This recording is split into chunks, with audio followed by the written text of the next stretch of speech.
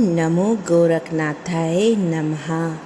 नमस्ते दोस्तों, मैं श्वेता स्वागत करती हूँ आप सभी का आपके अपने चैनल कथा और भक्ति में। आज आप इस वीडियो में सुनेंगे बाबा गोरखनाथ जी की कहानी, जानेंगे कि बाबा गोरखनाथ जी कैसे प्रकट हुए। तो चलिए वीडियो शुरू करते हैं। बाबा गोरखनाथ कैसे प्रकट हुए, इसकी कहानी भारतीय संतों की सिद्धियों को दिखलाती है। बहुत समय पहले की बात है। बाबा मत्स्येंद्र नाथ भ्रमण पर निकले थे। उन्हें बाबा मच्छिंद्र नाथ के नाम से भी जाना जाता है।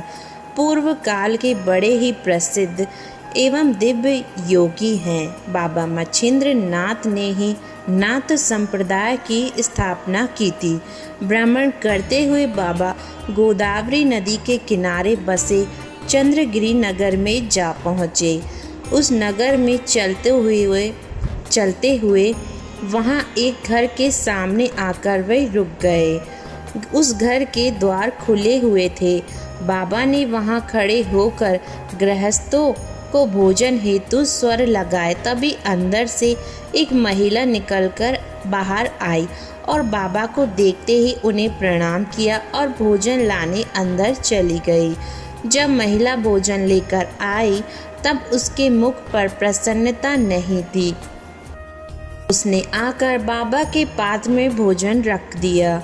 उसके मुख की उदासी देखकर बाबा समझ तो गए थे कि उसके दुख का कारण क्या है, परंतु वह उस महिला से उसकी इच्छा जानना चाहते थे। बाबा मत्स्येंद्र नाथ ने उस महिला से उसकी उदासी का कारण पूछा। महिला ने अश्रुपूरित आंखों के साथ बाबा से कहा, बाबा मैं निसंतान हूँ। बाबा ने विभूति देते हुए इस महिला से कहा, हे देवी, यह विभूति खा लेना, निसंदेह आपके घर पुत्र पैदा होगा। यह बोलकर बाबा वहाँ से चले गए। अब महिला विचार में पड़ गई कि उसे यह विभूति खानी चाहिए या नहीं खानी चाहिए। एक तो लोक लाज की बात भी थी, दूसरा आसपास की महिलाओं ने भी उस महिला को विभूति नहीं खाने की सलाह दी थी। सारी बातें सोचने सुनने के बाद उस महिला ने विभूति को नहीं खाने का निर्णय लिया। उस नगर में एक स्थान था जहां वर्षों से लोग गोबर जमा कर रखते थे, फिर बाद में उस गोबर को खेती में उपयोग करते थे। उसी गोबर के टीले पर जाकर उसने उस विभूति को फेंक दिया। बाबा मत्स्येंद्र नाथ फिर आए। 13 वर्ष के बाद बाबा उस नगर में वापस आए। नगर आने के बाद वह महिला के द्वार पर पहुंचे और स्वर लगाया। जब महिला द्वार पर बाहर निकली तो बाबा ने उसे उसके संतान के बारे में पूछा। महिला ने बाबा को बतलाया कि उसे कोई संतान नहीं हुई।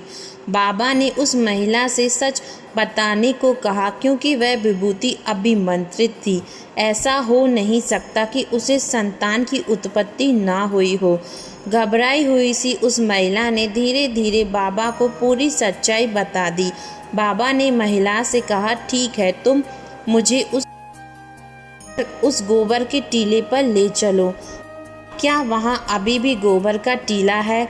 महिला ने उत्तर देते हुए कहा, हाँ बाबा, सालों से वहाँ हम लोग गोबर जमा करते हैं। महिला बाबा को गोबर के टीले के पास ले गई। वहाँ पहुंचकर बाबा ने जोर से स्वर लगाया, अलख निरंजन। बाबा के स्वर लगाने के कुछ समय बाद गोबर के टीले के बहुत अंदर से एक बालक निकला। महिला और गांव वाले गोबर के अंदर से निकले बालक को देखकर अचंभित रह गए। वह बालक लगभग 12 वर्ष का था। जब बाबा उस बालक को लेकर जाने लगे तब महिला ने बाबा से माफ़ी मांगी और उस बालक को उसे देने को कहा। बाबा ने महिला को मना करते हुए बोला कि अब वह इस बालक के प्रति अधिकारी नहीं रखती। अब बालक का पालन पोषण शिक्षा दीक्षा बाबा स्वयं करेंगे। 12 वर्षों तक गोबर में रक्षित रहने के कारण इस बालक का नाम गोरक्ष पड़ा। ये बालक बड़े होकर बाबा गोरक्षनाथ एवं बाबा गोरखनाथ के नाम से प्रसिद्ध हुए। जय हो बाबा गोरखनाथ की। धन्यवाद दोस्तों कथा सुनने के लिए। ये थी बाबा गोरखनाथ जी की उत्पत्ति की कथा।